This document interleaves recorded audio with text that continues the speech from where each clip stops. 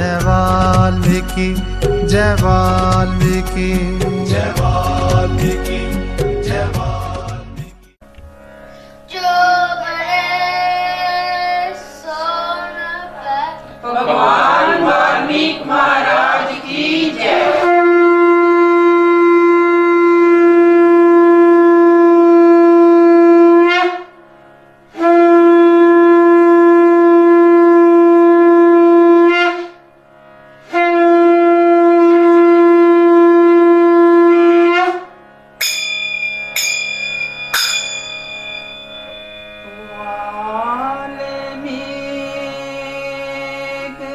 महाराज के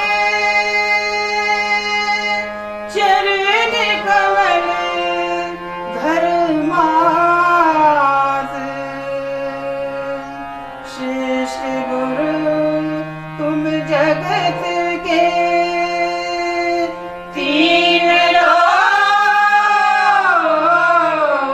के लाल।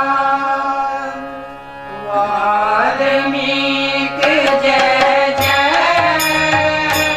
भगवान वाल्मीकि जय जय। सकल सृष्टि के मालिक सकल सृष्टि के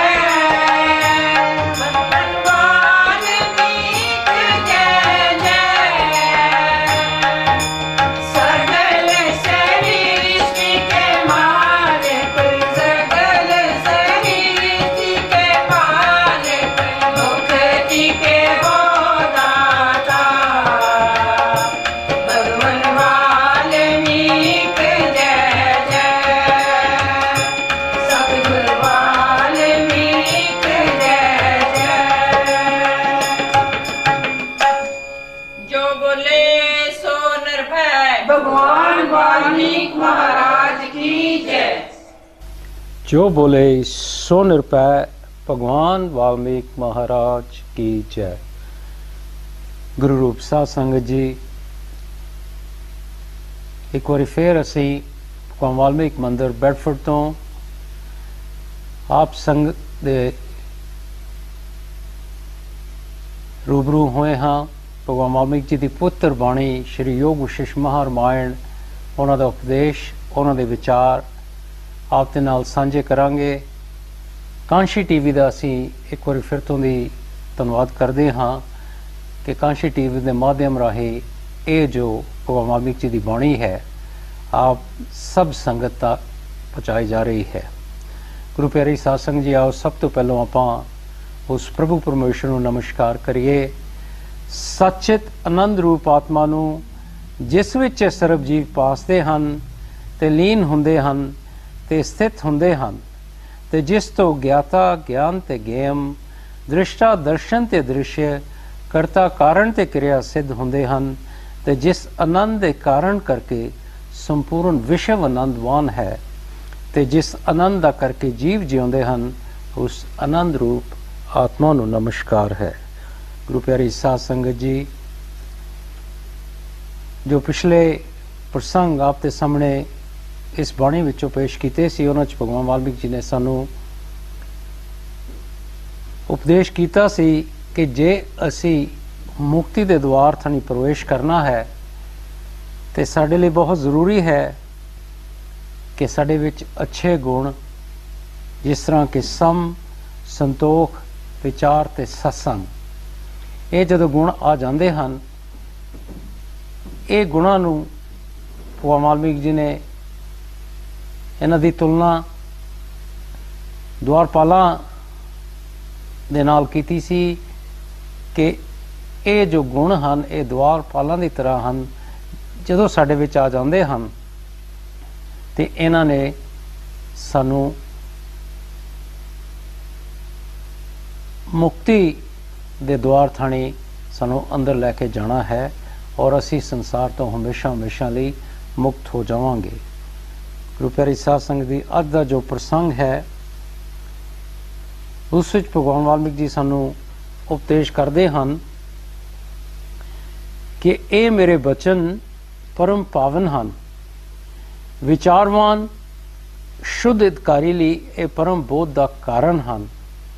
शुद्ध पात्र पुरुष इन्हां बचनों को प्राप्त करके शोभते हैं ते बचन भी उन्होंने पा के शोभा पाते हैं कि ये जो बाणी के बचन हैं, भगवान वाल्मीकि जी की बाणी श्री योग विशेष महारामायण, ये बड़े पवित्र बचन हैं और वो जीव जिहड़े इन्हां पढ़ के सुन के इन्हां ते विचार करते हैं, अमल करते हैं, वो इन्हां दे सच्चे अधिकारी हुंदे हैं ते उन्हां विच फिर परम ज्ञान आ जाता है और वो शुद्ध पात्र, वो जिग्यासु जीव इन्हां बचनों नूं पा के फिर इस संसार दे विच शोभा पाउंदे हैं।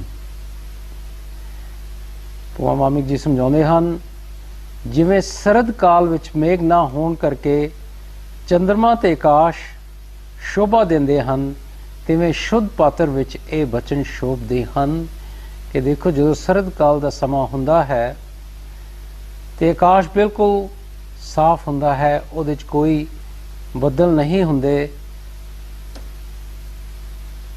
ते इस करके चंद्रमा ते आकाश दोनों ही बड़ी शोभा पाउंदे हैं। बिल्कुल इसे ही तरह वो शुद्ध पात्र, वो जिग्यासु जीव जिहड़े ये बाणी दे बचनां नूं विचार दे नाल अपने हिरदे विच जोड़दे हन, वो संसार दे विच शोभा पाउंदे हन। जिग्यासु निर्मल बचनां दी महिमा सुन के प्रसन्न हुंदा है और देखो जिहड़े वो जीव जिन्हां दे विच जिग्यासा पैदा हुंदी है कि असी बाणी नूं पढ़ना सुनना है, उत्ते अमल करना है ते बाणी दे नाल जुड़ के असी अपनी आत्मा और परमात्मा दे नाल जुड़ना है, वो ये वचन सुन के बड़े ਪ੍ਰਸੰਨ ਹੁੰਦੇ ਹਨ, ਉਹਨਾਂ ਦੇ 'ਚ ਖੁਸ਼ੀ ਆਉਂਦੀ ਹੈ। ਭਗਵਾਨ ਵਾਲਮੀਕ ਜੀ ਸਾਰੇ ਜੀਵਾਂ ਨੂੰ, ਜਿਹੜੇ ਜਗਵਾਸੀ ਜੀਵ ਜਿਹੜੇ ਚਾਹੁੰਦੇ ਹਨ ਕਿ ਅਸੀਂ ਇਹ ਬਾਣੀ ਨੂੰ ਪੜ੍ਹ ਕੇ ਸੁਣ ਕੇ ਉਸ ਪਰਮਾਤਮਾ ਦੇ ਨਾਲ ਜੁੜੀਏ, ਉਹਨਾਂ ਨੂੰ ਉਪਦੇਸ਼ ਕਰਦੇ ਹਨ ਕਿ ਤੁਸੀਂ ਪਰਮ ਪਾਤਰ ਹੋ ਤੇ ਮੇਰੇ ਬਚਨ ਅਤੀ ਉੱਤਮ ਹਨ। ਇਹ ਮਹਾ ਰਾਮਾਇਣ ਮੋਖ ਉਪਾਏ ਸ਼ਾਸਤਰ ਆਤਮ ਬੋਧ ਦਾ ਪਰਮ ਕਾਰਨ ਹੈ। ਇਹ ਜੋ ਬਚਨ ਹਨ ਇਸ ਬਾਣੀ ਵਿੱਚ ਬੜੇ ਉੱਤਮ ਹਨ, ਔਰ ਇਹ ਜੋ ਮਹਾ ਰਾਮਾਇਣ ਹੈ ਇਸ ਵਿੱਚ ਭਗਵਾਨ ਵਾਲਮੀਕ ਜੀ ਨੇ ਸਾਨੂੰ ਇਸ ਸੰਸਾਰ ਤੋਂ ਅਸੀਂ ਕਿਸ ਤਰ੍ਹਾਂ ਮੁਕਤ ਹੋਣਾ ਹੈ ਇਹ ਉਪਾਅ ਦੱਸਿਆ ਹੈ, ਔਰ ਅਸੀਂ ਆਤਮ ਗਿਆਨ ਕਿਸ ਤਰ੍ਹਾਂ ਪਾਉਣਾ ਹੈ ਉਸ ਦਾ ਫਿਰ ਇਹ ਬਾਣੀ ਕਾਰਨ ਬਣ ਜਾਂਦੀ ਹੈ। ਇਹ ਬਾਣੀ ਨੂੰ ਪੜ੍ਹ ਕੇ ਸੁਣ ਕੇ ਇੱਥੇ ਵਿਚਾਰ ਕਰਕੇ ਅਮਲ ਕਰਕੇ ਅਸੀਂ ਆਤਮ ਗਿਆਨ ਦੀ ਪ੍ਰਾਪਤੀ ਕਰਦੇ ਹਾਂ। ਇਸ ਵਿੱਚ ਪਰਮ ਪਾਵਨ ਵਾਕ ਤੇ ਸਿੱਤਾ ਤੇ ਯੁਕਤੀ ਵਾਲੇ ਵਾਕ ਹਨ ਤੇ ਤਰ੍ਹਾਂ ਤਰ੍ਹਾਂ ਦੇ ਦ੍ਰਿਸ਼ਟਾਂਤ ਕਹੇ ਹਨ। ਇਸ ਬਾਣੀ ਵਿੱਚ ਭਗਵਾਨ ਵਾਲਮੀਕ ਜੀ ਨੇ ਬਹੁਤ ਦ੍ਰਿਸ਼ਟਾਂਤ ਦਰਸਾਏ ਹਨ, ਔਰ ਉਹਨਾਂ ਦੇ ਨਾਲ ਯੁਕਤੀ ਵੀ ਦੱਸੀ ਹੈ ਕਿ ਕਿਸ ਤਰ੍ਹਾਂ ਇਹ ਬਾਣੀ ਨੂੰ ਪੜ੍ਹ ਕੇ ਸੁਣ ਕੇ ਅਸੀਂ ਉਹ ਯੁਕਤੀ ਪ੍ਰਾਪਤ ਕਰਨੀ ਹੈ, ਔਰ ਅਸੀਂ ਉਹ ਮੁਕਤੀ ਦਾ ਜੋ ਦੁਆਰ ਹੈ ਉਸ ਥਾਣੀ ਕਿਸ ਤਰ੍ਹਾਂ ਪ੍ਰਵੇਸ਼ ਕਰਨਾ ਹੈ। ਜਿਸ ਪੁਰਸ਼ ਦੇ ਬਹੁਤ ਜਨਮ ਦੇ ਪੁੰਨ ਇਕੱਠੇ ਹੁੰਦੇ ਹਨ ਉਸ ਨੂੰ ਕਲਪ ਬਿਰਸ਼ ਮਿਲਦਾ ਹੈ ਤੇ ਫਲ ਨਾਲ ਚੁੱਕ ਜਾਂਦਾ ਹੈ। ਕਿ ਦੇਖੋ ਉਹ ਜੀਵ ਜਿਨ੍ਹਾਂ ਨੇ ਆਪਣੇ ਪਿਛਲੇ ਜਨਮਾਂ ਦੇ ਵਿੱਚ ਬੜੇ ਅੱਛੇ ਕਰਮ ਕੀਤੇ ਹਨ, ਜਦੋਂ ਉਹ ਕਰਮਾਂ ਦੇ ਪੁੰਨ ਇਕੱਠੇ ਹੋ ਜਾਂਦੇ ਹਨ ਤੇ ਉਹਨਾਂ ਨੂੰ ਕਲਪ ਬ੍ਰਿਕਸ਼ ਦੀ ਪ੍ਰਾਪਤੀ ਹੁੰਦੀ ਹੈ। ਕਲਪ ਬ੍ਰਿਕਸ਼ ਜੋ ਹੈ ਬਾਣੀ ਦੱਸਦੀ ਹੈ ਕਿ ਜੋ ਇਸ ਦੇ ਬ੍ਰਿਕਸ਼ ਦੇ ਨੀਚੇ ਜਾਂਦਾ ਹੈ, ਜੋ ਵੀ ਫਲ ਦੀ ਪ੍ਰਾਪਤੀ ਉਸ ਨੂੰ ਚਾਹੀਦੀ ਹੈ ਉਸ ਨੀਚੇ ਉਸ ਨੂੰ ਮਿਲ ਜਾਂਦੀ ਹੈ। ਤਦ ਉਸ ਨੂੰ ਇਹ ਸ਼ਾਸਤਰ ਸਰਵਣ ਹੁੰਦਾ ਹੈ, ਔਰ ਤੁਹਾਡੇ ਜੋ ਪਿਛਲੇ ਜਨਮਾਂ ਦੇ ਜਦੋਂ ਪੁੰਨ ਇਕੱਠੇ ਹੋ ਜਾਂਦੇ ਹਨ ਤੇ ਫਿਰ ਇਹ ਜੋ ਬਾਣੀ ਹੈ ਇਸ ਨੂੰ ਸੁਣਨ ਦਾ ਤੁਹਾਨੂੰ ਮੌਕਾ ਮਿਲਦਾ ਹੈ। ਨੀਚ ਨੂੰ ਇਸ ਦਾ ਸਰਵਣ ਪ੍ਰਾਪਤ ਨਹੀਂ ਹੁੰਦਾ ਤੇ ਨਾ ਹੀ ਉਸ ਦੀ ਬਿਰਤੀ ਇਸ ਦੇ ਸਰਵਣ ਵਿੱਚ ਆਉਂਦੀ ਹੈ। ਸੋ ਦੇਖੋ ਦੂਸਰੇ ਪਾਸੇ ਜਿਹੜੇ ਨੀਚ ਜੀਵ ਹਨ ਉਹਨਾਂ ਨੂੰ ਇਹ ਜੋ ਭਗਵਾਨ ਵਾਲਮੀਕ ਜੀ ਦੀ ਬਾਣੀ ਹੈ ਇਸ ਨੂੰ ਸੁਣਨ ਦਾ ਕਦੀ ਵੀ ਮੌਕਾ ਪ੍ਰਾਪਤ ਨਹੀਂ ਹੁੰਦਾ ਤੇ ਨਾ ਹੀ ਕਦੀ ਉਹਨਾਂ ਦਾ ਧਿਆਨ ਇਸ ਬਾਣੀ ਵੱਲ ਜਾਂਦਾ ਹੈ। ਉਹਨਾਂ ਦੀ ਬਿਰਤੀ ਕਦੀ ਵੀ ਇਹਨੂੰ ਸੁਣਨ ਦੇ ਵਿੱਚ ਨਹੀਂ ਆਉਂਦੀ। ਜਿਵੇਂ ਧਰਮਾਤਮਾ ਰਾਜੇ ਦੀ ਇੱਛਾ ਨਿਆਇ ਸ਼ਾਸਤਰ ਦੇ ਸੁਣਨ ਵਿੱਚ ਹੁੰਦੀ ਹੈ ਤੇ ਪਾਪ ਆਤਮਾ ਦੀ ਨਹੀਂ ਹੁੰਦੀ, ਤਿਵੇਂ ਪੁੰਨਵਾਨ ਦੀ ਇੱਛਾ ਇਸ ਸ਼ਾਸਤਰ ਦੇ ਸੁਣਨ ਵਿੱਚ ਹੁੰਦੀ ਹੈ ਤੇ ਅਧਰਮੀ ਦੀ ਇੱਛਾ ਨਹੀਂ ਹੁੰਦੀ। ਸੋ ਬੜੀ ਸੋਹਣੀ ਉਦਾਹਰਨ ਦਿੰਦੇ ਹਨ ਭਗਵਾਨ ਵਾਲਮੀਕ ਜੀ ਸਾਨੂੰ ਕਿ ਜਿਸ ਤਰ੍ਹਾਂ ਜੋ ਧਰਮਾਤਮਾ ਰਾਜਾ ਹੁੰਦਾ ਹੈ ਉਸ ਦੀ ਹਮੇਸ਼ਾ ਇਹ ਇੱਛਾ ਹੁੰਦੀ ਹੈ ਕਿ ਉਹ ਨਿਆਇ ਸ਼ਾਸਤਰ ਨੂੰ ਸੁਣੇ ਔਰ ਉਹਦੇ ਵਿੱਚੋਂ ਜੋ ਨਿਆਏ ਦੇ ਬਾਰੇ ਉਪਾਅ ਹੈ ਉਸ ਨੂੰ ਅਪਣਾ ਕੇ ਆਪਣੀ ਪ੍ਰਜਾ ਦੇ ਨਾਲ ਉਹ ਪੂਰਾ ਨਿਆਏ ਕਰੇ।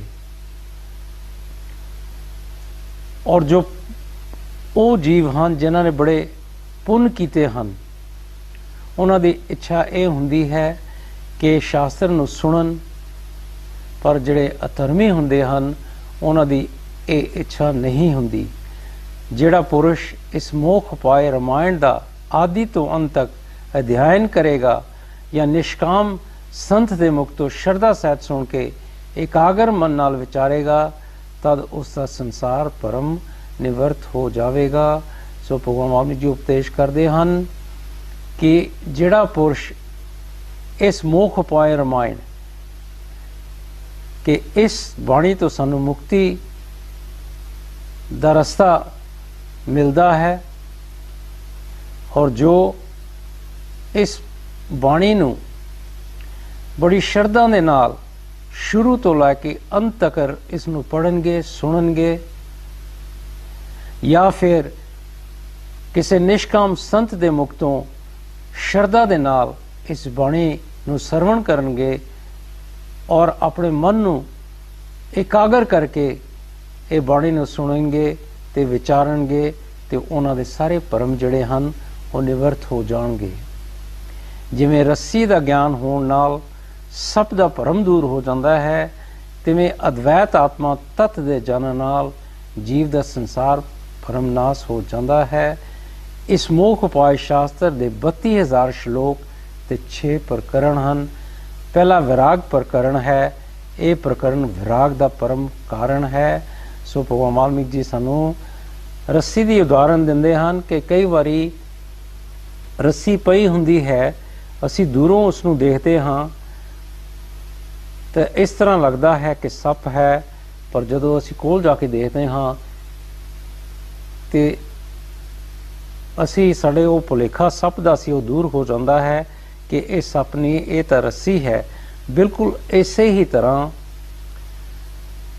ਸਾਡੇ ਵਿੱਚ ਜੋ ਅਦਵੈਤ ਆਤਮ ਤੱਤ ਉਹ ਪਰਮਾਤਮਾ ਜੋ ਸਾਡੇ ਵਿੱਚ ਆਤਮਾ ਦੇ ਰੂਪ ਦੇ ਵਿੱਚ ਵਿਰਾਜਮਾਨ ਹੈ, ਇਹ ਬਾਣੀ ਨੂੰ ਪੜ੍ਹਨ ਸੁਣਨ ਦੇ ਨਾਲ ਸਾਨੂੰ ਉਸ ਦੇ ਬਾਰੇ ਜਾਣਕਾਰੀ ਮਿਲਦੀ ਹੈ ਔਰ ਸਾਡੇ ਜਿੰਨੇ ਵੀ ਸੰਸਾਰੀ ਭਰਮ ਹਨ ਉਹ ਸਾਰੇ ਨਾਸ ਹੋ ਜਾਂਦੇ ਹਨ।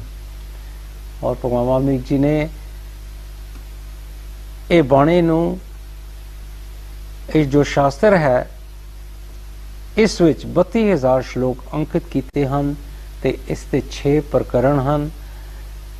ਪਹਿਲਾ ਜੋ ਪ੍ਰਕਰਣ ਹੈ ਉਹ ਵਿਰਾਗ ਪ੍ਰਕਰਣ ਹੈ। ਇਹ ਜੋ ਪ੍ਰਕਰਣ ਹੈ ਇਸ ਦੇ ਨਾਲ ਸਾਡੇ ਵਿੱਚ ਵਿਰਾਗ ਪੈਦਾ ਹੁੰਦਾ ਹੈ। ਵਿਰਾਗ ਕੀ ਹੁੰਦਾ ਹੈ ਕਿ ਜਦੋਂ ਸਾਡੇ ਸਾਹਮਣੇ ਅਸੀਂ ਆਪਣੇ ਆਪ ਨੂੰ ਇਹ ਸਵਾਲ ਪੁੱਛਦੇ ਹਾਂ ਕਿ ਅਸੀਂ ਕੌਣ ਹਾਂ, ਇਹ ਸੰਸਾਰ ਕੀ ਹੈ, ਕਿੱਥੋਂ ਅਸੀਂ ਆਏ, ਕਿੱਥੇ ਜਾਣਾ ਹੈ, ਤੇ ਸਾਡੇ ਵਿੱਚ ਇਹ ਵਿਰਾਗ ਜੋ ਪੈਦਾ ਹੁੰਦਾ ਹੈ। ਫਿਰ ਜਦੋਂ ਇਹ ਸਵਾਲਾਂ ਦੇ ਅਸੀਂ ਜਵਾਬ ਲੱਭਦੇ ਹਾਂ ਤਾਂ ਫਿਰ ਅਸੀਂ ਸੰਤ ਮਹਾਤਮਾ ਦੀ ਸੰਗਤ ਕਰਦੇ ਹਾਂ, ਪਵਿੱਤਰ ਬਾਣੀ ਦੇ ਨਾਲ ਜੁੜਦੇ ਹਾਂ। ਭਗਵਾਨ ਵਾਲਮੀਕ ਜੀ ਸਮਝਾਉਂਦੇ ਹਨ ਕਿ ਜਿਵੇਂ ਮਾਰੂਥਲ ਵਿੱਚ ਬਿਰਸ਼ ਨਹੀਂ ਹੁੰਦਾ, ਜੇ ਬੜੀ ਭਾਰੀ ਵਰਖਾ ਹੋਵੇ ਤਾਂ ਕਿਤੇ ਬਿਰਸ਼ ਹੁੰਦਾ ਹੈ, ਤਿਵੇਂ ਅਗਿਆਨੀ ਦਾ ਹਿਰਦਾ ਮਾਰੂਥਲ ਦੀ ਨਿਆਈ ਹੈ, ਉਸ ਦੇ ਹਿਰਦੇ ਵਿੱਚ ਵਿਰਾਗ ਬਿਰਸ਼ ਉਤਪੰਨ ਨਹੀਂ ਹੁੰਦਾ। ਜੇ ਸ਼ਾਸਤਰ ਦੀ ਵਰਖਾ ਹੋਵੇ ਤਦ ਵਿਰਾਗ ਬਿਰਸ਼ ਉਤਪੰਨ ਹੁੰਦਾ ਹੈ। ਬੜੀ ਸੋਹਣੀ ਮਿਸਾਲ ਦਿੰਦੇ ਹਨ ਭਗਵਾਨ ਵਾਲਮੀਕ ਜੀ ਸਾਨੂੰ ਕਿ ਜਿਸ ਤਰ੍ਹਾਂ ਰੇਗਿਸਤਾਨ ਹੁੰਦਾ ਹੈ ਉਹਦੇ ਵਿੱਚ ਕੋਈ ਬਿਰਸ਼ ਨਹੀਂ ਹੁੰਦਾ, ਪਰ ਜੇ ਰੇਗਿਸਤਾਨ ਦੇ ਵਿੱਚ ਬਹੁਤ ਬਰਸਾਤ ਪਵੇ ਤਾਂ ਕਿਤੇ ਨਾ ਕਿਤੇ ਕੋਈ ਉੱਥੇ ਵੀ ਬਿਰਸ਼ ਉਗ ਆਉਂਦਾ ਹੈ। ਬਿਲਕੁਲ ਇਸੇ ਹੀ ਤਰ੍ਹਾਂ ਜੋ ਅਗਿਆਨੀ ਜੀਵ ਹਨ ਉਹਨਾਂ ਦਾ ਜਿਹੜਾ ਹਿਰਦਾ ਹੈ ਉਹ ਵੀ ਰੇਗਿਸਤਾਨ ਦੀ ਤਰ੍ਹਾਂ ਹੈ, ਪਰ ਉਸੇ ਹੀ ਹਿਰਦੇ ਦੇ ਵਿੱਚ ਜੇ ਕਿਤੇ ਵਿਰਾਗ ਬਿਰਸ਼ ਉਤਪੰਨ ਹੋ ਜਾਵੇ ਤੇ ਉਹਨਾਂ ਨੂੰ ਵੀ ਫਿਰ ਇਹ ਬਾਣੀ ਜੋ ਹੈ ਇਸ ਦੇ ਨਾਲ ਜੁੜਨ ਦਾ ਮੌਕਾ ਮਿਲ ਜਾਵੇਗਾ। ਉਹਨਾਂ ਦੇ ਵਿੱਚ ਵੀ ਜਿਗਿਆਸਾ ਪੈਦਾ ਹੋਵੇਗੀ ਕਿ ਅਸੀਂ ਵੀ ਇਹ ਸੱਚੀ ਬਾਣੀ ਦੇ ਨਾਲ ਜੁੜ ਕੇ ਮੁਕਤੀ ਨੂੰ ਪ੍ਰਾਪਤ ਕਰੀਏ। ਇਸ ਵਿਰਾਗ ਪ੍ਰਕਰਣ ਦੇ 1500 ਸ਼ਲੋਕ ਹਨ। ਉਸ ਪਿੱਛੋਂ ਮੁਮੁਕਸ਼ੂ ਵਿਵਹਾਰ ਪ੍ਰਕਰਣ ਹੈ, ਉਸ ਤੇ ਪਰਮ ਨਿਰਮਲ ਬਚਨ ਹਨ। ਇਹ ਜੋ ਵਿਰਾਗ ਪ੍ਰਕਰਣ ਪਹਿਲਾ ਪ੍ਰਕਰਣ ਹੈ, ਇਸ ਵਿੱਚ ਭਗਵਾਨ ਵਾਲਮੀਕ ਜੀ ਨੇ 1500 ਸ਼ਲੋਕ ਅੰਕਿਤ ਕੀਤੇ ਹਨ ਤੇ ਇਸ ਤੋਂ ਅਗਲਾ ਜੋ ਪ੍ਰਕਰਣ ਹੈ ਉਹ ਮੁਮੁਕਸ਼ੂ ਪ੍ਰਕਰਣ ਹੈ ਕਿ ਜਿਸ ਵਿੱਚ ਭਗਵਾਨ ਵਾਲਮੀਕ ਜੀ ਨੇ ਸਾਨੂੰ ਉਪਦੇਸ਼ ਕੀਤਾ ਹੈ ਕਿ ਅਸੀਂ ਕੀ ਕਰਨਾ ਹੈ ਜਦੋਂ ਸਾਡੇ ਵਿੱਚ ਵਿਰਾਗ ਪੈਦਾ ਹੁੰਦਾ ਹੈ ਤੇ ਕਿਸ ਤਰ੍ਹਾਂ ਅਸੀਂ ਆਪਣੇ ਮਨ ਨੂੰ ਬਾਹਰੋਂ ਮੋੜ ਕੇ, ਸੰਸਾਰ ਵੱਲੋਂ ਮੋੜ ਕੇ ਇਸ ਨੂੰ ਆਪਣੇ ਅੰਤਰਮੁਖ ਕਰਨਾ ਹੈ, ਆਪਣੀ ਆਤਮਾ ਦੇ ਨਾਲ ਜੋੜਨਾ ਹੈ। ਔਰ ਇਸ ਪ੍ਰਕਰਣ ਦੇ ਬੜੇ ਹੀ ਨਿਰਮਲ ਬਚਨ ਹਨ। ਜਿਵੇਂ ਮਲੀਨ ਮਣੀ ਮਾਰਜਨ ਕਰਨ ਨਾਲ ਉਜਵਲ ਹੋ ਜਾਂਦੀ ਹੈ, ਤਿਵੇਂ ਇਹਨਾਂ ਬਚਨਾਂ ਨਾਲ ਮੋਖ ਦੀ ਇੱਛਾ ਕਰਨ ਵਾਲੇ ਦਾ ਹਿਰਦਾ ਨਿਰਮਲ ਹੋ ਜਾਂਦਾ ਹੈ ਤੇ ਵਿਚਾਰ ਦੇ ਬਲ ਕਰਕੇ ਆਤਮ ਪਦ ਪਾਉਣ ਨੂੰ ਸਮਰਥ ਹੋ ਜਾਂਦਾ ਹੈ। ਫਿਰ ਭਗਵਾਨ ਵਾਲਮੀਕ ਜੀ ਉਦਾਹਰਣ ਦਿੰਦੇ ਹਨ ਕਿ ਜਿਸ ਤਰ੍ਹਾਂ ਇੱਕ ਮੈਲੀ ਮਣੀ ਜਿਹੜੀ ਹੈ, ਜਦੋਂ ਅਸੀਂ ਉਸ ਨੂੰ ਸਾਫ਼ ਕਰਦੇ ਹਾਂ ਤੇ ਬੜੀ ਉਜਵਲ ਹੋ ਜਾਂਦੀ ਹੈ। ਬਿਲਕੁਲ ਇਸੇ ਹੀ ਤਰ੍ਹਾਂ ਇਹ ਜੋ ਬਾਣੀ ਦੇ ਬਚਨ ਹਨ, ਜਿਹੜੇ ਜੀਵ ਇਸ ਬਾਣੀ ਨੂੰ ਸੁਣਦੇ ਹਨ, ਉਹਨਾਂ ਵਿੱਚ ਮੁਕਤੀ ਦੀ ਇੱਛਾ ਜਾਗਦੀ ਹੈ ਤੇ ਉਹਨਾਂ ਦਾ ਜਿਹੜਾ ਹਿਰਦਾ ਹੈ ਉਹ ਨਿਰਮਲ ਹੋ ਜਾਂਦਾ ਹੈ।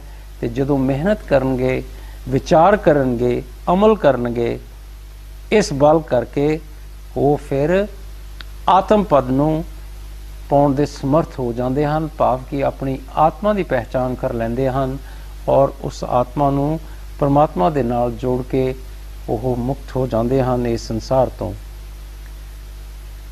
ਇਸ ਵਿੱਚ ਇਸ ਦੇ 1000 ਸ਼ਲੋਕ ਹਨ।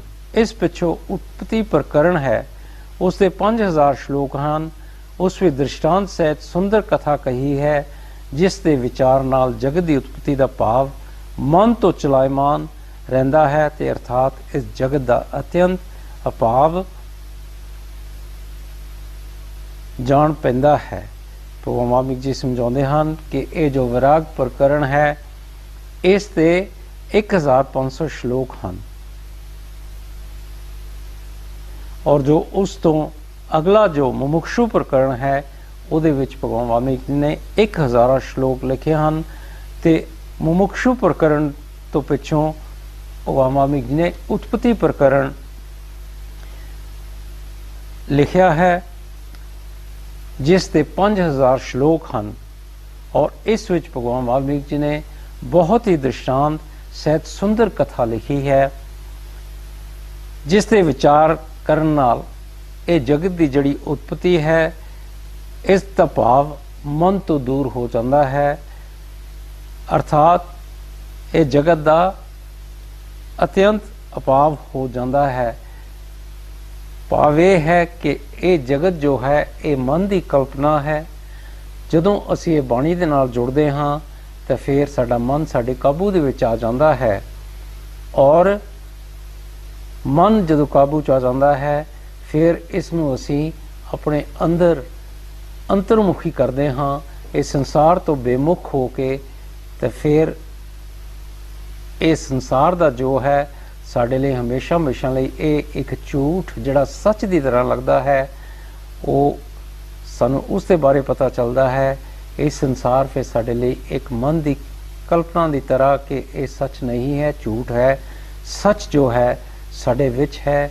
ਫਿਰ ਅਸੀਂ ਉਸ ਸੱਚ ਦੇ ਨਾਲ ਜੁੜਦੇ ਹਾਂ। ਸੋ ਗੁਰੂ ਪਿਆਰੀ ਸਾਧ ਸੰਗਤ ਜੀ, ਬ੍ਰੇਕ ਦਾ ਸਮਾਂ ਆ ਰਿਹਾ ਹੈ। ਬ੍ਰੇਕ ਤੋਂ ਬਾਅਦ ਅਸੀਂ ਇੱਥੋਂ ਹੀ ਭਗਵਾਨ ਵਾਲਮੀਕ ਜੀ ਦੀ ਬਾਣੀ ਫੇਰ ਦੁੰਦੀ ਆਪ ਦੇ ਨਾਲ ਇਸ ਦੇ ਜੋ ਬਚਨਾਂ ਨੂੰ ਸਾਂਝੇ ਕਰਾਂਗੇ। ਜੋ ਬੋਲੇ ਸੋ ਨਿਰਭੈ, ਭਗਵਾਨ ਵਾਲਮੀਕ ਮਹਾਰਾਜ ਕੀ ਜੈ।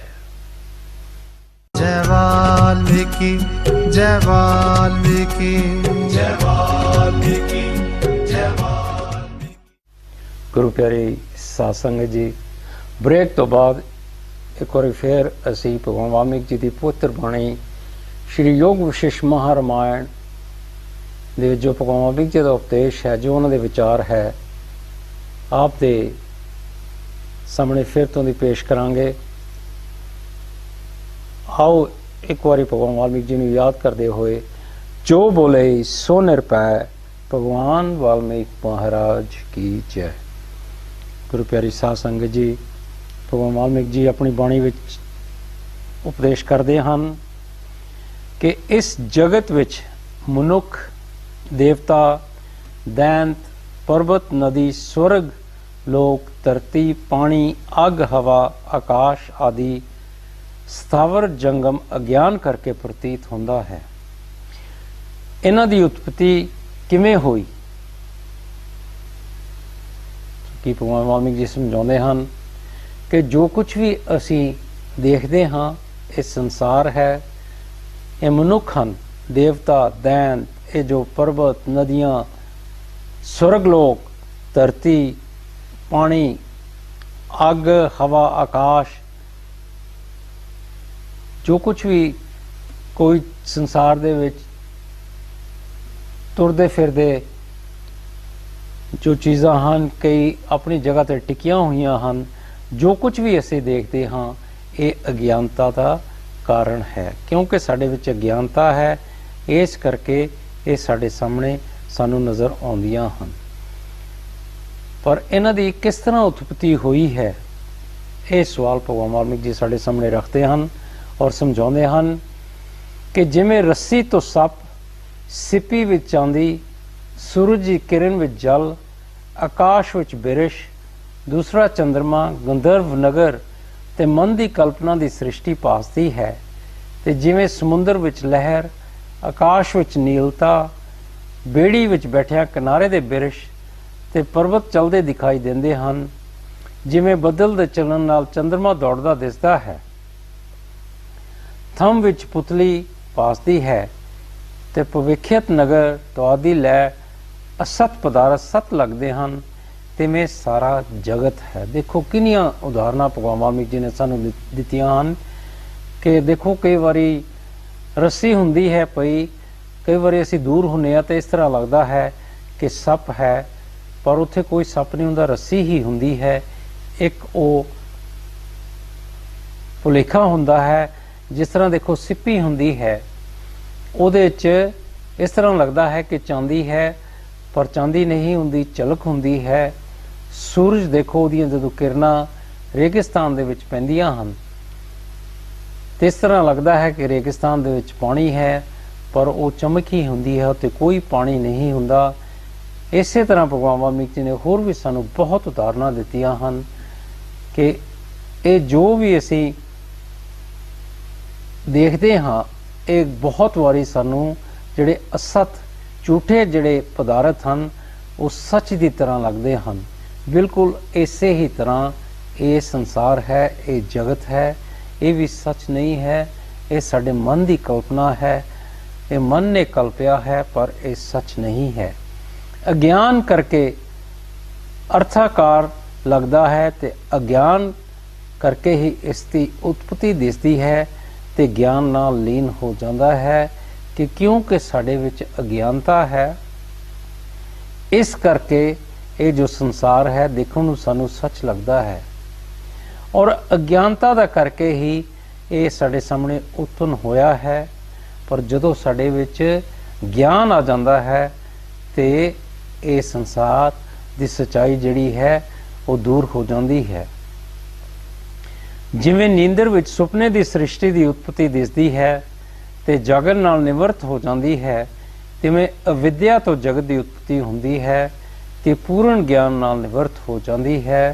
सो भगवान वाल्मीकि जी होर सानू उदाहरण दे के समझाउंदे हन कि जदों असीं सुत्ते पए हुंदे हां ते सानू सुपना आउंदा है ते उस दे विच असीं सृष्टि की उत्पत्ति देखते हाँ, पर जदों असीं जागदे हाँ तो असीं कहने हाँ कि सुपना सी, एक झूठ सी। बिल्कुल इसे ही तरह क्योंकि साडे विच अविद्या है,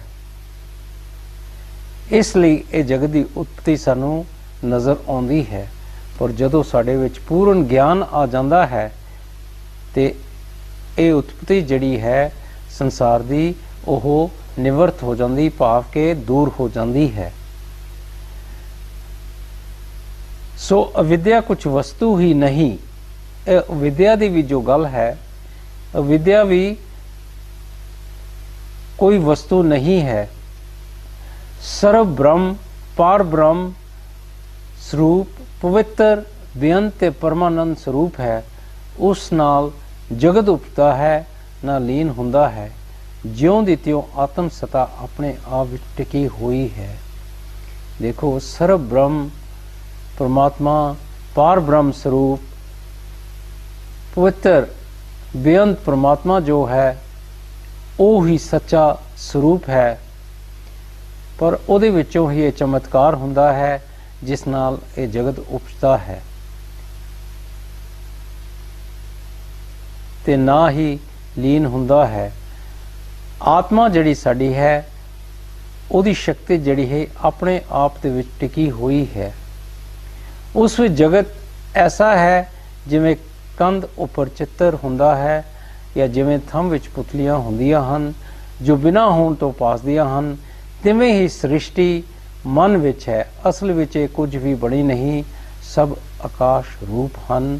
ਕਿ ਦੇਖੋ ਇਹ ਜੋ ਸੰਸਾਰ ਐਸਾ ਹੈ, ਭਗਵਾਨ ਜੀ ਸਮਝਾਉਂਦੇ ਹਨ ਕਿ ਜਿਸ ਤਰ੍ਹਾਂ ਕੰਧ ਦੇ ਉੱਤੇ ਤਸਵੀਰ ਬਣਾਈ ਹੋਈ ਹੈ, ਇੱਕ ਥੰਮ ਹੁੰਦਾ ਹੈ,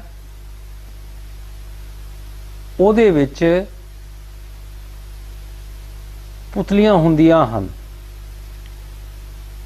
ਉਹ ਜੋ ਪੁਤਲੀਆਂ ਘੜਨ ਵਾਲਾ ਹੈ ਉਹਦੇ ਮਨ ਦੀ ਕਲਪਨਾ ਹੁੰਦੀ ਹੈ ਕਿ ਥੰਮ ਦੇ ਵਿੱਚੋਂ ਕਿੰਨੀਆਂ ਪੁਤਲੀਆਂ ਬਣ ਸਕਦੀਆਂ ਹਨ।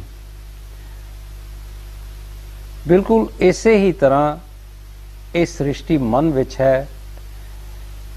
ਅਸਲ ਵਿੱਚ ਇਹ ਕੁਝ ਬਣੀ ਨਹੀਂ, ਸਭ ਆਕਾਸ਼ ਰੂਪ ਹਨ। ਜਦੋਂ ਚਿੱਤ ਸੰਵੇਦਨ ਸੰਪੰਨ ਰੂਪ ਹੁੰਦਾ ਹੈ ਤਦੋਂ ਨਾਨਾ ਪ੍ਰਕਾਰ ਦਾ ਜਗਤ ਹੋ ਕੇ ਪਾਸਦਾ ਹੈ, ਤੇ ਜਦੋਂ ਨੇ ਸੰਪੰਨ ਹੁੰਦਾ ਹੈ ਤਦੋਂ ਮਿਟ ਜਾਂਦਾ ਹੈ। ਕਿ ਅਸਲ ਦੇ ਵਿੱਚ ਕੀ ਹੁੰਦਾ ਹੈ ਕਿ ਸਾਡੇ ਜੋ ਮਨ ਦੀ ਸ਼ਕਤੀ ਇਹ ਚਿੱਤ ਹੈ, ਜਦੋਂ ਇਹਦੇ ਵਿੱਚੋਂ ਇੱਛਾ ਰੂਪੀ ਸੋਚ ਜਿਹੜੀ ਅਹੰਕਾਰ ਦੇ ਨਾਲ ਜੁੜੀ ਹੋਈ ਹੈ, ਜਦੋਂ ਉਹ ਸੋਚ ਨਿਕਲਦੀ ਹੈ ਤੇ ਫਿਰ ਸਾਡੇ ਸਾਹਮਣੇ ਇਹ ਬਹੁਤ ਤਰ੍ਹਾਂ ਦਾ ਸੰਸਾਰ ਜੋ ਹੈ ਉਹ ਸਾਨੂੰ ਪਾਸਦਾ ਹੈ। ਪਰ ਜਦੋਂ ਉਹ ਮਨ ਦੀ ਸੋਚ ਜਿਹੜੀ ਹੈ ਉਹ ਮਨ ਦੇ ਵਿੱਚ ਹੀ ਰਹਿੰਦੀ ਹੈ, ਉਹ ਨਹੀਂ ਨਿਕਲਦੀ, ਤੇ ਇਹ ਸੰਸਾਰ ਜੋ ਹੈ ਇਹ ਵੀ ਸਾਡੇ ਤੋਂ ਦੂਰ ਹੋ ਜਾਂਦਾ ਹੈ, ਇਹ ਵੀ ਸਾਨੂੰ ਨਜ਼ਰ ਨਹੀਂ ਆਉਂਦਾ। ਇਸ ਪ੍ਰਕਾਰ ਨਾਲ ਜਗਤ ਦੀ ਉਤਪਤੀ ਕਹੀ ਹੈ। ਸੋ ਭਾਵ ਕੀ ਹੈ, ਕੀ ਭਗਵਾਨ ਮਾਮੂ ਜੀ ਸਮਝਾਉਣ ਦੀ ਕੋਸ਼ਿਸ਼ ਕਰਦੇ ਹਨ ਕਿ ਇਹ ਜੋ ਸੰਸਾਰ ਹੈ ਇਹ ਸਾਡੇ ਮਨ ਦੀ ਕਲਪਨਾ ਹੈ। ਸਾਡਾ ਮਨ ਸਾਨੂੰ ਕਹਿ ਰਿਹਾ ਦੇਖੋ ਇਹ ਸੰਸਾਰ ਹੈ, ਪਰ ਇਹ ਸੱਚ ਨਹੀਂ ਹੈ। ਉਸ ਪਿੱਛੋਂ ਸਥਿਤੀ ਪ੍ਰਕਰਣ ਹੈ, ਉਸ ਵਿੱਚ ਜਗਤ ਦੀ ਸਥਿਤੀ ਕਹੀ ਹੈ। ਫਿਰ ਭਗਵਾਨ ਮਾਮੂ ਜੀ ਸਾਨੂੰ ਸਮਝਾਉਂਦੇ ਹਨ ਕਿ ਇਸ ਬਾਣੀ ਦੇ ਅਗਲਾ ਜੋ ਪ੍ਰਕਰਣ ਹੈ ਉਹ ਸਥਿਤੀ ਪ੍ਰਕਰਣ ਹੈ, ਉਸ ਵਿੱਚ ਇਹ ਸੰਸਾਰ ਦੀ ਸਥਿਤੀ ਕਹੀ ਗਈ ਹੈ। ਜਿਵੇਂ ਇੰਦਰ ਦੇ ਧਨੁਖ ਵਿੱਚ ਅਵਿਚਾਰ ਕਰਕੇ ਰੰਗ ਹਨ, ਜਿਵੇਂ ਸੂਰਜ ਦੀ ਕਿਰਨਾਂ ਵਿੱਚ ਜਲ ਤੇ ਰੱਸੀ ਵਿੱਚ ਸਭ ਪ੍ਰਤੀਤ ਹੁੰਦਾ ਹੈ ਤੇ ਉਹ ਸਭ ਪੂਰਨ ਦ੍ਰਿਸ਼ਟੀ ਨਾਲ ਨਿਵਰਤੀ ਹੋ ਜਾਂਦਾ ਹੈ, ਤਿਵੇਂ ਅਗਿਆਨ ਕਰਕੇ ਸਭ ਜਗਤ ਪ੍ਰਤੀਤ ਹੁੰਦਾ ਹੈ। ਸੋ ਮਨ ਦੀ ਕਲਪਨਾ ਕਰਕੇ ਜਗਤ ਰਚ ਲੈਂਦਾ ਹੈ। ਉਤਪਨ ਕੁਛ ਨਹੀਂ ਹੋਇਆ, ਤਿਵੇਂ ਇਹ ਜਗਤ ਸੰਕਲਪ ਮਾਤਰ ਹੈ। ਭਗਵਾਨ ਮਾਮਿਕ ਜੀ ਫਿਰ ਤੋਂ ਦੀ ਸਾਨੂੰ ਉਦਾਹਰਨਾਂ ਦੇ ਕੇ ਸਮਝਾਉਂਦੇ ਹਨ ਕਿ ਦੇਖੋ ਜੋ ਇੰਦਰ ਦਾ ਧਨੁਖ ਹੁੰਦਾ ਹੈ ਉਹਦੇ ਵਿੱਚ ਸਾਨੂੰ ਰੰਗ ਨਜ਼ਰ ਆਉਂਦੇ ਹਨ, ਪਰ ਉਹ ਰੰਗ ਜਿਹੜੇ ਹਨ ਅਵਿਚਾਰ ਕਰਕੇ ਸਾਨੂੰ ਨਜ਼ਰ ਆਉਂਦੇ ਹਨ। ਜਿਵੇਂ ਸੂਰਜ ਦੀਆਂ ਕਿਰਨਾਂ ਹੁੰਦੀਆਂ ਹਨ, ਉਹਨਾਂ ਦਾ ਕਰਕੇ ਸਾਨੂੰ ਪਾਣੀ ਨਜ਼ਰ ਆਉਂਦਾ ਹੈ ਤੇ ਰੱਸੀ ਵਿੱਚ ਸਭ ਪ੍ਰਤੀਤ ਹੁੰਦਾ ਹੈ।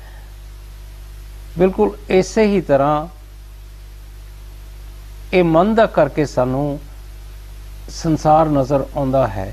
ਇਹ ਜੋ ਕੁਝ ਵੀ ਹੈ ਇਹ ਗਿਆਨਤਾ ਦਾ ਕਾਰਨ ਹੈ, ਗਿਆਨ ਕਰਕੇ ਹੈ। ਅਗਿਆਨ ਕਰਕੇ ਹੀ ਸਾਨੂੰ ਇਹ ਜਗਤ ਪ੍ਰਤੀਤ ਹੁੰਦਾ ਹੈ। ਸੋ ਮਨ ਦੀ ਕਲਪਨਾ ਕਰਕੇ ਇਹ ਮਨ ਜਗਤ ਰਚ ਲੈਂਦਾ ਹੈ। ਉਤਪਨ ਕੁਝ ਵੀ ਨਹੀਂ ਹੋਇਆ, ਭਗਵਾਨ ਮਾਮੂ ਜੀ ਸਮਝਾਉਂਦੇ ਹਨ, ਤਿਵੇਂ ਇਹ ਜਗਤ ਸੰਕਲਪ ਮਾਤਰ ਹੈ। ਇਹ ਮਨ ਦੇ ਵਿੱਚੋਂ ਜੋ ਸਾਡੀ ਕਲਪਨਾ ਹੈ ਨਿਕਲਦੀ ਹੈ, ਉਸ ਦਾ ਕਰਕੇ ਸੰਸਾਰ ਸਾਨੂੰ ਨਜ਼ਰ ਆਉਂਦਾ ਹੈ। ਜਦੋਂ ਤੱਕ ਮਨ ਦੀ ਕਲਪਨਾ ਹੈ ਤਦ ਤੱਕ ਉਹ ਨਗਰ ਹੁੰਦਾ ਹੈ।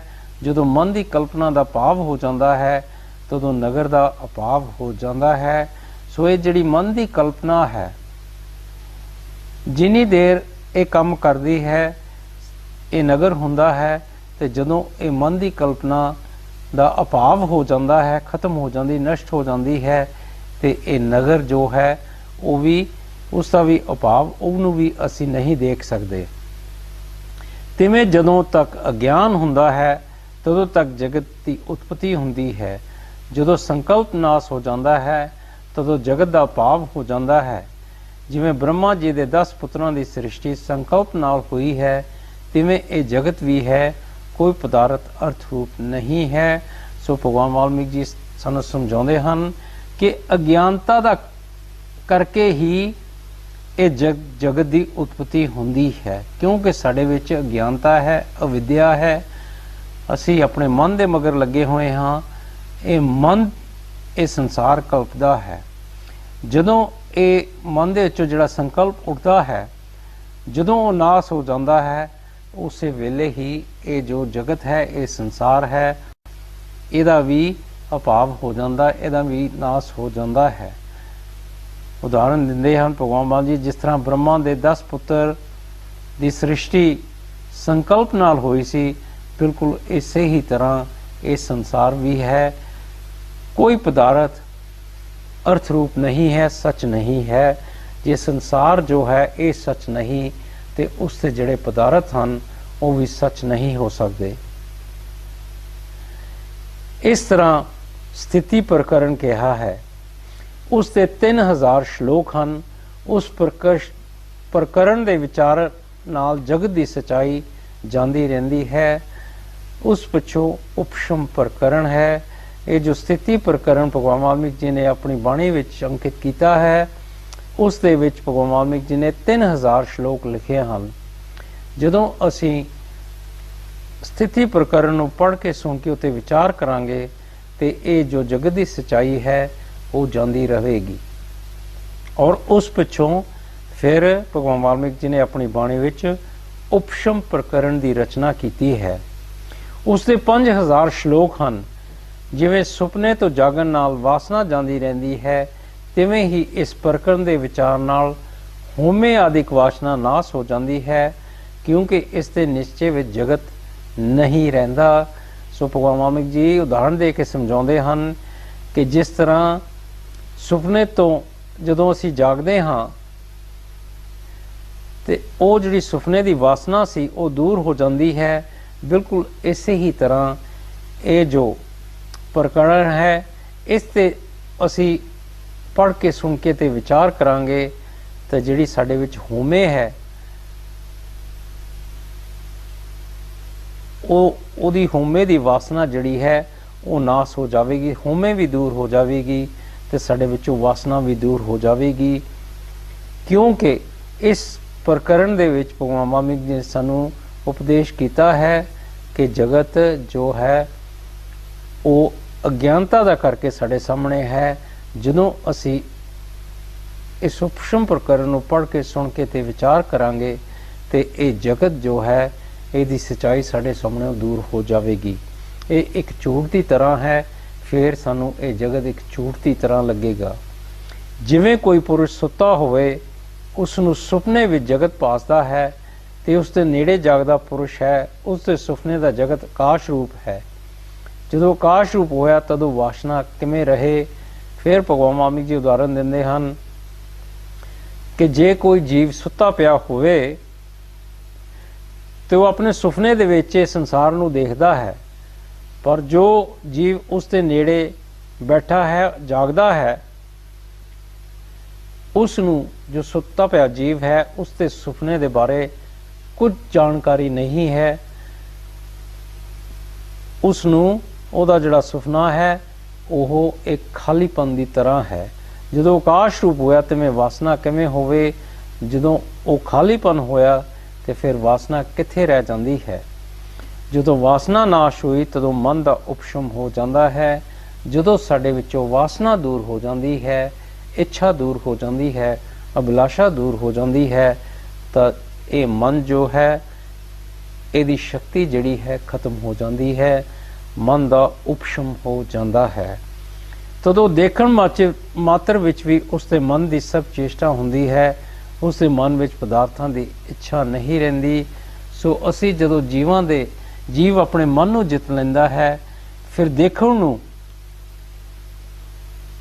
उहदे मन की सारी चेष्टा होंदी है, पर उहदा मन जिहड़ा है फिर ये संसारी पदार्थों की इच्छा नहीं करता। वो जिहड़ी इच्छा है, वासना है, वो दूर हो जाती है। जिवें अग की मूर्ति देखण ਮਾਤਰ ਹੁੰਦੀ ਹੈ, ਅਸਲੀਅਤ ਨਹੀਂ ਹੁੰਦੀ, ਉਸ ਦੀ ਚੇਸ਼ਟਾ ਹੁੰਦੀ ਹੈ। ਭਗਵਾਨ ਮਾਮੀ ਜੀ ਸਮਝਾਉਂਦੇ ਹਨ ਕਿ ਜਿਵੇਂ ਅੱਗ ਦੀ ਜੋ ਮੂਰਤੀ ਹੈ ਉਹ ਦੇਖਣ ਮਾਤਰ ਹੀ ਹੁੰਦੀ ਹੈ, ਅਸਲੀਅਤ ਉਹਦੇ ਵਿੱਚ ਕੁਝ ਨਹੀਂ ਹੁੰਦੀ। ਬਿਲਕੁਲ ਇਸੇ ਹੀ ਤਰ੍ਹਾਂ ਇਹ ਉਹਦੀ ਚੇਸ਼ਟਾ ਹੈ, ਪਰ ਉਹ ਅਸਲੀਅਤ ਉਹਦੇ ਵਿੱਚ ਨਹੀਂ ਹੈ। ਜਿਵੇਂ ਤੇਲ ਤੋਂ ਰਹਿਤ ਦੀਵਾ ਨਿਰਵਾਣ ਹੋ ਜਾਂਦਾ ਹੈ, ਤਿਵੇਂ ਇੱਛਾ ਤੋਂ ਰਹਿਤ ਮਨ ਨਿਰਵਾਣ ਹੋ ਜਾਂਦਾ ਹੈ। ਭਗਵਾਨ ਮਾਮੀ ਜੀ ਸਮਝਾਉਂਦੇ ਹਨ ਕਿ ਜਦੋਂ ਇੱਕ ਦੀਵਾ ਹੁੰਦਾ ਹੈ, ਉਹਦੇ ਵਿੱਚੋਂ ਜਦੋਂ ਤੇਲ ਖਤਮ ਹੋ ਜਾਂਦਾ ਹੈ ਤੇ ਦੀਵਾ ਬੁਝ ਜਾਂਦਾ ਹੈ। ਬਿਲਕੁਲ ਇਸੇ ਹੀ ਤਰ੍ਹਾਂ ਜਦੋਂ ਜੀਵ ਦੇ ਵਿੱਚੋਂ ਇੱਛਾ ਨਿਕਲ ਜਾਂਦੀ ਹੈ, ਉਹਦੇ ਮਨ ਵਿੱਚ ਕੋਈ ਇੱਛਾ ਨਹੀਂ ਰਹਿੰਦੀ ਤੇ ਉਹਦਾ ਜਿਹੜਾ ਮਨ ਹੈ ਉਹਦੀ ਸ਼ਕਤੀ ਖਤਮ ਹੋ ਜਾਂਦੀ ਹੈ। ਉਸ ਪਿੱਛੋਂ ਨਿਰਵਾਣ ਪ੍ਰਕਰਨ ਹੈ। ਫਿਰ ਉਪਸ਼ਮ ਪ੍ਰਕਰਨ ਤੋਂ ਪਿੱਛੋਂ ਭਗਵਾਨ ਵਾਲਮੀਕ ਜੀ ਨੇ ਆਪਣੀ ਬਾਣੀ ਵਿੱਚ ਨਿਰਵਾਣ ਪ੍ਰਕਰਨ ਲਿਖਿਆ ਹੈ। ਉਸ ਪ੍ਰਕਰਨ ਵਿੱਚ ਪਰਮ ਨਿਰਵਾਣ ਬਚਨ ਕਹੇ ਹਨ ਔਰ ਇਸ ਪ੍ਰਕਰਨ ਵਿੱਚ ਭਗਵਾਨ ਵਾਲਮੀਕ ਜੀ ਨੇ ਅਸੀਂ ਮੁਕਤੀ ਕਿਸ ਤਰ੍ਹਾਂ ਪ੍ਰਾਪਤ ਕਰਨੀ ਹੈ, ਇਸ ਸੰਸਾਰ ਤੋਂ ਅਸੀਂ ਕਿਸ ਤਰ੍ਹਾਂ ਮੁਕਤ ਹੋਣਾ ਹੈ, ਇਹ ਨਿਰਵਾਣ ਬਚਨ ਕਹੇ ਹਨ। ਅਗਿਆਨ ਕਰਕੇ ਚਿੱਤ ਦਾ ਸੰਬੰਧ ਹੈ, ਸੋ ਵਿਚਾਰ ਕਰਨ ਨਾਲ ਨਿਰਵਾਣ ਹੋ ਜਾਂਦਾ ਹੈ। ਕਿਉਂਕਿ ਸਾਡੇ ਵਿੱਚ ਅਗਿਆਨਤਾ ਹੈ, ਇਸ ਕਰਕੇ ਅਸੀਂ ਇਹ ਸਾਡੇ ਮਨ ਦੀ ਸ਼ਕਤੀ ਜਿਹੜਾ ਚਿੱਤ ਹੈ ਉਸ ਦੇ ਨਾਲ ਸਾਡਾ ਸੰਬੰਧ ਹੈ। ਜਦੋਂ ਅਸੀਂ ਨਿਰਵਾਣ ਪ੍ਰਕਰਨ ਨੂੰ ਪੜਾਂਗੇ, ਸੁਣਾਂਗੇ ਤੇ ਉੱਤੇ ਵਿਚਾਰ ਕਰਾਂਗੇ ਤੇ ਇਹ ਜਿਹੜਾ ਸਾਡਾ ਮਨ ਹੈ ਇਹਦੀ ਸ਼ਕਤੀ ਹੌਲੀ ਹੌਲੀ ਦੂਰ ਹੋ ਜਾਵੇਗੀ। ਜਿਵੇਂ ਸਰਦ ਕਾਲ ਵਿੱਚ ਬੱਦਲ ਨਾ ਹੋਣ ਕਰਕੇ ਸਾਫ਼ ਆਕਾਸ਼ ਹੁੰਦਾ ਹੈ, ਤਿਵੇਂ ਪੁਰਸ਼ ਵਿਚਾਰ ਕਰਕੇ ਨਿਰਮਲ ਹੁੰਦਾ ਹੈ। ਫਿਰ ਤੋਂ ਦੀ ਭਗਵਾਨ ਜੀ ਉਦਾਹਰਨ ਦਿੰਦੇ ਹਨ ਕਿ ਜਦੋਂ ਸਰਦ ਕਾਲ ਹੁੰਦਾ ਹੈ, ਆਕਾਸ਼ ਬਿਲਕੁਲ ਸਾਫ਼ ਹੁੰਦਾ ਹੈ, ਕੋਈ ਬੱਦਲ ਨਹੀਂ ਹੁੰਦਾ। ਬਿਲਕੁਲ ਇਸੇ ਹੀ ਤਰ੍ਹਾਂ ਜਦੋਂ ਜੀਵ ਬਾਣੀ ਨੂੰ ਪੜ੍ਹ ਕੇ ਸੁਣ ਕੇ ਉੱਤੇ ਵਿਚਾਰ ਕਰਦਾ ਹੈ, ਅਮਲ ਕਰਦਾ ਹੈ ਤੇ ਉਹ ਵੀ ਬਿਲਕੁਲ ਉਹਦਾ ਮਨ ਜਿਹੜਾ ਹੈ ਸਾਫ਼ ਹੋ ਜਾਂਦਾ ਹੈ, ਨਿਰਮਲ ਹੋ ਜਾਂਦਾ ਹੈ। ਅਹੰਕਾਰ ਰੂਪੀ ਪਿਸਾਚ ਵਿਚਾਰ ਨਾਲ ਨਾਸ ਹੁੰਦਾ ਹੈ। ਜਿੰਨੀ ਕੋਈ ਇੱਛਾ ਫੁਰਦੀ ਹੈ ਉਹ ਨਿਰਵਾਣ ਹੋ ਜਾਂਦੀ ਹੈ। ਇਹ ਜੋ ਸਾਡੇ ਅੰਦਰ ਅਹੰਕਾਰ ਰੂਪੀ ਭੂਤ ਹੈ, ਜਦੋਂ ਅਸੀਂ ਬਾਣੀ ਨੂੰ ਪੜ੍ਹਦੇ ਸੁਣਦੇ ਹਾਂ ਅਤੇ ਵਿਚਾਰ ਕਰਦੇ ਹਾਂ ਤੇ ਉਹ ਅਹੰਕਾਰ ਰੂਪੀ ਜਿਹੜਾ ਭੂਤ ਹੈ ਉਹਦਾ ਨਾਸ ਹੋ ਜਾਂਦਾ ਹੈ। ਪਰ ਫਿਰ ਜੋ ਵੀ ਇੱਛਾ ਸਾਡੇ ਵਿੱਚ ਉੱਠੇਗੀ ਉਹ ਵੀ ਖਤਮ ਹੋ ਜਾਵੇਗੀ।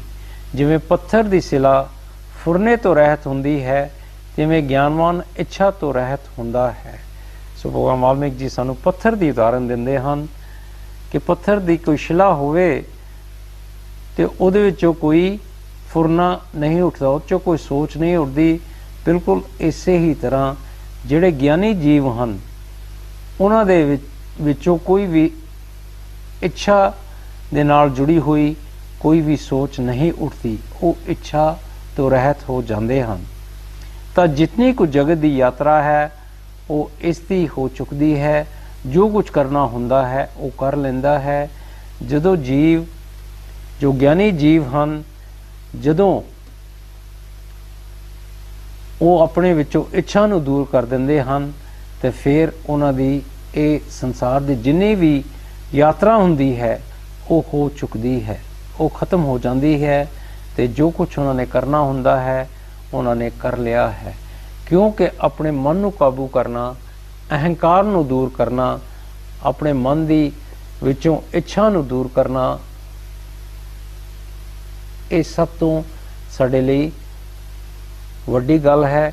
ਜਦੋਂ ਅਸੀਂ ਇਹ ਕਰ ਲਵਾਂਗੇ ਤੇ ਜੋ ਕੁਝ ਵੀ ਸੰਸਾਰ ਦੇ ਵਿੱਚ ਸਾਡੇ ਲਈ ਕਰਨ ਵਾਲਾ ਕਰਮ ਹੈ ਉਹ ਅਸੀਂ ਕਰ ਲਿਆ ਹੈ। ਸਰੀਰ ਦੇ ਹੁੰਦਿਆਂ ਹੀ ਉਹ ਪੁਰਸ਼ ਸਰੀਰ ਰਹਿਤ ਹੋ ਜਾਂਦਾ ਹੈ ਤੇ ਅਨੇਕ ਪ੍ਰਕਾਰ ਦਾ ਜਗਤ ਉਸ ਨੂੰ ਨਹੀਂ ਪਾਸਦਾ। ਸੋ ਆਪਣੇ ਮਨ ਨੂੰ, ਜਦੋਂ ਸਾਡਾ ਮਨ ਸਾਡੇ ਕਾਬੂ ਵਿੱਚ ਆ ਜਾਂਦਾ ਹੈ, ਅਸੀਂ ਇੱਛਾ ਰਹਿਤ ਹੋ ਜਾਂਦੇ ਹਾਂ, ਵਾਸਨਾ ਰਹਿਤ ਹੋ ਜਾਂਦੇ ਹਾਂ ਤੇ ਇਹ ਸਰੀਰ ਸਾਡਾ ਸਾਡੇ ਨਾਲ ਵੀ ਹੋਵੇ ਤੇ ਜੀਵ ਜਿਹੜੇ ਹਨ ਉਹ ਇਸ ਤੋਂ ਰਹਿਤ ਹੋ ਜਾਂਦੇ ਹਨ। ਔਰ ਉਸ ਸੰਸਾਰ ਦੇ ਵਿੱਚ ਵਿਚਰਦੇ ਹਨ, ਆਪਣੇ ਕਾਰਜ ਕਰਦੇ ਹਨ, ਪਰ ਉਹਨਾਂ ਦਾ ਜਿਹੜਾ ਮਨ ਹੈ ਆਪਣੀ ਆਤਮਾ ਦੇ ਵਿੱਚ ਟਿਕ ਜਾਂਦਾ ਹੈ। ਇਸ ਸੰਸਾਰ ਦੀ ਸੱਚਾਈ ਜਿਹੜੀ ਹੈ ਇੱਕ ਝੂਠ ਦੀ ਤਰ੍ਹਾਂ ਹੋ ਜਾਂਦੀ ਹੈ। ਫਿਰ ਉਹਨਾਂ ਦੀ ਬਿਰਤੀ ਜਿਹੜੀ ਹੈ ਹਮੇਸ਼ਾ ਉਸ ਪਰਮਾਤਮਾ ਦੇ ਵਿੱਚ ਲੱਗੀ ਰਹਿੰਦੀ ਹੈ। ਜਗਤ ਦੀ ਨੀਤੀ ਤੋਂ ਰਹਿਤ ਹੁੰਦਾ ਹੈ। ਇਹ ਜਗਤ ਦੀ ਜਿਹੜੀ ਸੱਚਾਈ ਹੈ, ਜਦੋਂ ਜੀਵ ਦੇ ਵਿੱਚੋਂ ਇੱਛਾ ਦੂਰ ਹੋ ਜਾਂਦੀ ਹੈ ਤੇ ਇਹ ਸੰਸਾਰ ਦੀ ਸੱਚਾਈ ਜਿਹੜੀ ਹੈ ਉਸ ਦੇ ਬਾਰੇ ਉਸ ਨੂੰ ਪਤਾ ਚੱਲਦਾ ਹੈ ਕਿ ਇਹ ਸੱਚ ਨਹੀਂ ਹੈ, ਇੱਕ ਝੂਠ ਦੀ ਤਰ੍ਹਾਂ ਹੈ, ਮਨ ਦੀ ਕਲਪਨਾ ਹੈ। ਮੇਰਾ ਤੇਰਾ ਆਦਿ ਹਨੇਰਾ ਰੂਪ ਜਗਤ ਉਸ ਨੂੰ ਨਹੀਂ ਪਾਸਦਾ। ਇਹ ਸੰਸਾਰ ਦੇ ਵਿੱਚ ਜੋ ਮੇਰੀ ਤੇਰੇ ਵਾਲੀ ਗੱਲ ਹੈ, ਇਹਦਾ ਜਿਹੜਾ ਹਨੇਰਾ ਹੈ, ਫਿਰ ਜੀਵ ਨੂੰ ਇਸ ਸੰਸਾਰ ਦੇ ਵਿੱਚ ਨਹੀਂ ਪਾਸਦਾ। ਜਿਵੇਂ ਸੂਰਜ ਨੂੰ ਹਨੇਰਾ ਦਿਖਾਈ ਨਹੀਂ ਦਿੰਦਾ, ਤਿਵੇਂ ਉਸ ਨੂੰ ਜਗਤ ਨਜ਼ਰ ਨਹੀਂ ਆਉਂਦਾ ਤੇ ਉਹ ਉੱਚ ਪਦਵੀ ਨੂੰ ਪ੍ਰਾਪਤ ਹੁੰਦਾ ਹੈ। ਸੋ ਦੇਖੋ, ਜਦੋਂ ਜੀਵ ਆਪਣੇ ਮਨ ਨੂੰ ਕਾਬੂ ਵਿੱਚ ਕਰ ਲੈਂਦਾ ਹੈ, ਆਪਣੇ ਮਨ ਦੀ ਸ਼ਕਤੀ ਚਿੱਤ ਨੂੰ ਖਤਮ ਕਰ ਦਿੰਦਾ ਹੈ, ਤਾਂ ਫਿਰ ਉਸ ਜੀਵ ਨੂੰ ਉੱਚ ਪਦਵੀ ਦੀ ਪ੍ਰਾਪਤੀ ਹੁੰਦੀ ਹੈ। ਜਿਵੇਂ ਸੁਮੇਰ ਪਰਬਤ ਦੇ ਕਿਸੇ ਕੋਨੇ ਵਿੱਚ ਕਮਲ ਹੁੰਦਾ ਹੈ ਤੇ ਉਸ ਉੱਪਰ ਭੌਰੇ ਬੈਠਦੇ ਹਨ, ਤਿਵੇਂ ਬ੍ਰਹਮ ਦੇ ਕਿਸੇ ਕੋਨੇ ਵਿੱਚ ਜਗਤ ਸ਼ੀਤਲ ਰੂਪ ਹੈ ਤੇ ਜੀਵ ਰੂਪ ਭੌਰੇ ਉੱਪਰ ਮੌਜੂਦ ਹਨ। ਸੋ ਭਗਵਾਨ ਵਾਲਮੀਕ ਜੀ ਬੜੀ ਸੋਹਣੀ ਉਦਾਹਰਨ ਦਿੰਦੇ ਹਨ ਕਿ ਜਿਸ ਤਰ੍ਹਾਂ ਦੇਖੋ ਸੁਮੇਰ ਪਰਬਤ ਹੈ, ਉਸੇ ਕਿਸੇ ਕੋਨੇ ਵਿੱਚ ਜੇ ਫੁੱਲ ਹੋਵੇ ਤੇ ਉਸ ਉੱਪਰ ਭੌਰੇ ਬੈਠਦੇ ਹਨ। ਬਿਲਕੁਲ ਇਸੇ ਹੀ ਤਰ੍ਹਾਂ ਇਹ ਬ੍ਰਹਮ ਦੇ ਕਿਸੇ ਕੋਨੇ ਵਿੱਚ ਇਸ ਜੋ ਸੰਸਾਰ ਹੈ ਇੱਕ ਸ਼ੀਤਲ ਰੂਪ ਹੈ ਤੇ ਜੀਵ ਰੂਪ ਭੌਰੇ ਉਸ ਦੇ ਉੱਪਰ ਮੌਜੂਦ ਹੁੰਦੇ ਹਨ। ਪਰ ਉਦੋਂ ਹੀ ਇਹ ਕਾਰਜ ਹੁੰਦਾ ਹੈ ਜਦੋਂ ਅਸੀਂ ਆਪਣੇ ਮਨ ਨੂੰ ਕਾਬੂ ਵਿੱਚ ਕਰ ਲਈਏ ਤੇ ਸਾਡਾ ਮਨ ਸਾਫ਼ ਹੋ ਜਾਵੇ ਤੇ ਸਾਡਾ ਮਨ ਜਿਹੜਾ ਹੈ ਸਾਡੀ ਆਤਮਾ ਵਿੱਚ ਟਿਕ ਜਾਏ। ਉਹ ਪੁਰਖ ਪ੍ਰਾਰ ਬ੍ਰਹਮ ਰੂਪ ਹੈ। ਰੂਪ ਦਰਸ਼ਨ ਤੇ ਮਨ ਦੀ ਇੱਛਾ ਉਸ ਦਾ ਆਕਾਸ਼ ਰੂਪ ਹੋ ਜਾਂਦਾ ਹੈ। ਜਿਹੜੇ ਜੀਵਾਂ ਨੇ ਆਪਣੇ ਮਨ ਨੂੰ ਕਾਬੂ ਵਿੱਚ ਕਰ ਲਿਆ ਹੈ, ਵਾਸਨਾ ਰਹਿਤ ਹੋ ਗਏ ਹਨ, ਇੱਛਾ ਰਹਿਤ ਹੋ ਗਏ, ਉਹ ਜੀਵ ਜਿਹੜੇ ਹਨ ਉਹ ਪਰਮਾਤਮਾ ਦੀ ਤਰ੍ਹਾਂ ਹੋ ਜਾਂਦੇ ਹਨ। ਉਹਨਾਂ ਦੇ ਮਨ ਦੀ ਇੱਛਾ ਜੋ ਹੈ ਉਹ ਦੂਰ ਹੋ ਜਾਂਦੀ, ਆਕਾਸ਼ ਰੂਪ ਹੋ ਜਾਂਦੀ ਹੈ, ਇੱਕ ਖਾਲੀਪਨ ਦੀ ਤਰ੍ਹਾਂ ਹੋ ਜਾਂਦੀ ਹੈ। ਉਹ ਪੁਰਸ਼ ਉਸ ਪਦ ਨੂੰ ਪ੍ਰਾਪਤ ਹੁੰਦਾ ਹੈ ਜਿਸ ਪਦ ਦੀ ਉਪਮਾ ਬ੍ਰਹਮਾ, ਵਿਸ਼ਨੂੰ ਤੇ ਰੁਦਰ ਵੀ ਨਹੀਂ ਕਰ ਸਕਦੇ। ਕਿ ਦੇਖੋ, ਆਪਣੇ ਮਨ ਨੂੰ ਜਿੱਤਣ ਦੇ ਨਾਲ ਹੀ, ਆਪਣੇ ਮਨ ਨੂੰ ਕਾਬੂ ਵਿੱਚ ਲਿਆਉਣ ਦੇ ਨਾਲ, ਆਪਣੇ ਮਨ ਦੀ ਸ਼ਕਤੀ ਚਿੱਤ ਨੂੰ ਖਤਮ ਕਰਨ ਦੇ ਨਾਲ ਹੀ ਜੀਵ ਉਸ ਪਦ ਨੂੰ ਪ੍ਰਾਪਤ ਹੁੰਦਾ ਹੈ ਜਿਸ ਪਦ ਦੀ ਉਪਮਾ ਜੇ ਬ੍ਰਹਮਾ, ਵਿਸ਼ਨੂੰ, ਰੁਦਰ ਜੋ ਪਰਮਾਤਮਾ ਦੀਆਂ ਸ਼ਕਤੀਆਂ ਹਨ ਉਹ ਵੀ ਨਹੀਂ ਕਹਿ ਸਕਦੀਆਂ। ਸੋ ਗੁਰੂ ਪਿਆਰੀ ਸਾਧ ਸੰਗਤ ਜੀ, ਭਗਵਾਨ ਵਾਲਮੀਕ ਜੀ ਸਾਨੂੰ ਸਮਝਾਉਂਦੇ ਹਨ ਕਿ ਜੋ ਉਸ ਦੀ ਬਾਣੀ ਹੈ ਉਸ ਨੂੰ ਜੋ ਸ਼ਰਧਾ ਦੇ ਨਾਲ ਪੜ੍ਹੇਗਾ, ਸੁਣੇਗਾ, ਉਸ ਤੇ ਅਮਲ ਕਰੇਗਾ, ਵਿਚਾਰ ਕਰੇਗਾ, ਉਹ ਆਪਣੇ ਮਨ ਨੂੰ ਜਿੱਤ ਲਵੇਗਾ। ਆਪਣੇ ਮਨ ਨੂੰ ਜਿੱਤ ਕੇ ਆਪਣੇ ਮਨ ਦੀ ਸ਼ਕਤੀ ਚਿੱਤ ਜੋ ਹੈ ਉਸ ਨੂੰ ਖਤਮ ਕਰ ਦੇਵੇਗਾ ਔਰ ਫਿਰ ਉਹ ਇੱਛਾ ਰਹਿਤ ਹੋ ਜਾਵੇਗਾ, ਉਹਦੇ ਵਿੱਚੋਂ ਅਹੰਕਾਰ ਦੂਰ ਹੋ ਜਾਵੇਗਾ ਔਰ ਉਹ ਬੜੇ ਉੱਚ ਪਦਵੀ ਨੂੰ ਪ੍ਰਾਪਤ ਹੋਵੇਗਾ। ਭਾਵ ਕਿ ਆਪਣੇ ਮਨ ਨੂੰ ਜਿੱਤਣ ਦੇ ਨਾਲ ਹੀ ਜੀਵ ਆਪਣੀ ਆਤਮਾ ਦੇ ਨਾਲ ਜੁੜ ਸਕਦਾ ਹੈ। ਉਸ ਮਨ ਨੂੰ ਸੰਸਾਰ ਵੱਲੋਂ ਮੋੜ ਕੇ ਆਪਣੇ ਅੰਦਰ ਅੰਤਰਮੁਖੀ ਹੋ ਕੇ ਆਪਣੀ ਆਤਮਾ ਦੇ ਵਿੱਚ ਟਿਕਾ ਦਿੰਦਾ ਹੈ ਤੇ ਆਪਣੀ ਆਤਮਾ ਦੇ ਨਾਲ ਜੁੜਨ ਦੇ ਨਾਲ ਹੀ ਅਸੀਂ ਉਸ ਆਤਮਾ ਨੂੰ ਪਰਮਾਤਮਾ ਦੇ ਨਾਲ ਜੋੜ ਸਕਦੇ ਹਾਂ ਔਰ ਬੜੇ ਹੀ ਉੱਚੇ ਉਸ ਪਰਮਾਤਮਾ ਦੇ ਪਦ ਨੂੰ ਪ੍ਰਾਪਤ ਹੋ ਜਾਵਾਂਗੇ ਜਿਸ ਪਦ ਨੂੰ ਪਾਉਣ ਲਈ ਸਾਡਾ ਜਨਮ ਹੋਇਆ ਹੈ ਔਰ ਸਾਡਾ ਜਨਮ ਲੈਣ ਦਾ ਮਕਸਦ ਹੈ, ਫਿਰ ਪੂਰਾ ਹੋ ਜਾਵੇਗਾ। ਜੋ ਬੋਲੇ ਸੋ ਨਿਰਭੈ। ਭਗਵਾਨ ਵਾਲਮੀਕ महाराज की जय।